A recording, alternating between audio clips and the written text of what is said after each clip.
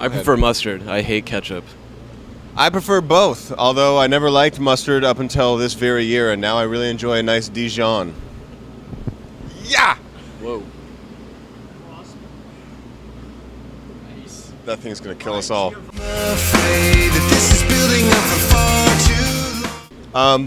Blink-182 didn't break up. One of our members quit, and so that was kind of the end of that band. So Travis and I continued on together, working in Plus 44.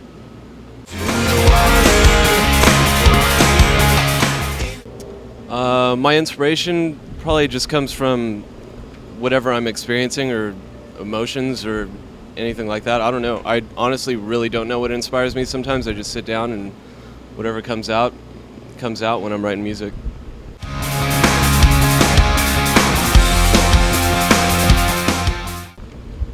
Pizza? Yeah.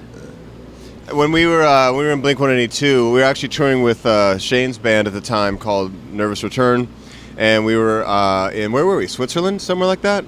I think it was UK, wasn't it? No, I think it was Switzerland. Anyway, we were on tour in Europe together, and at the end of one of the shows, the singer, Jason from Shane's old band, turned to Tom from Blink and said, "Do you want to see something really crazy?"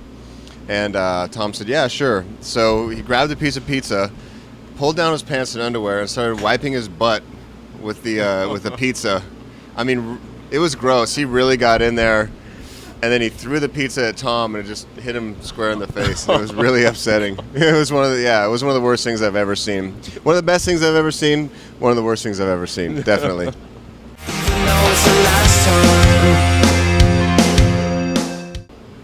Dogs for me. I'm definitely allergic to cats. Yeah, I have a dog.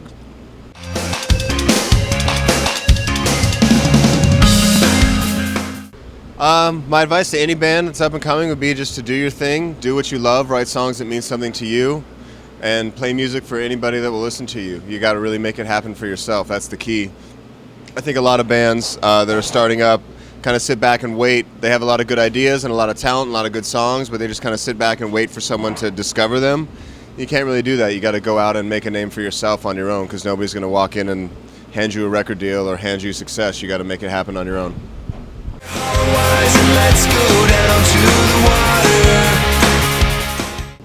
Well, on this tour, we have two band buses.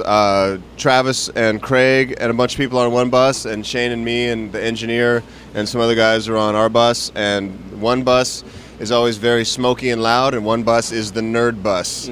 And we are on the nerd bus. So we are usually on our computers or watching Deadliest Catch or something on Discovery Channel.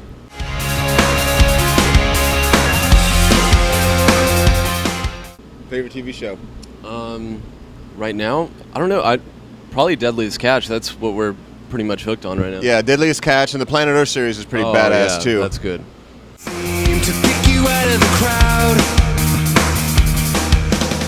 Man, that's such a hard question. That's not a hard question. My favorite movie of all time is The Empire Strikes Back.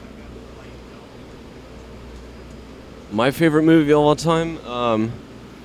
Man, I think I find myself watching Clockwork Orange a lot, so I don't know. Maybe that right now. Yikes.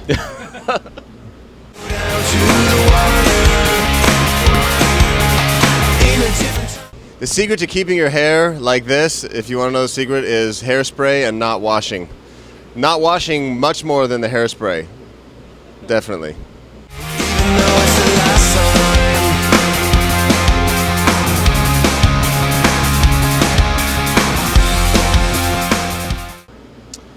We didn't actually get to meet the German band that covered When Your Heart Stops Beating. We kind of communicated through emails and phone calls and things like that. But I think that part of the appeal of doing the song was trying to have your take on another band's idea without having that band tell you what was going on. We kind of did our own take on it, and they did their own take on our song. And it was cool because the literal translation of what they had written in German was very different than, it didn't, just because of the syntax and the words and everything else, we had to change some things so that it rhymed and it phrased right and things like that. I know that they did as well. And I want to see what their translation of When Your Heart Stops Beating actually means coming back into English. It was really fun to do. It was awesome. Yeah.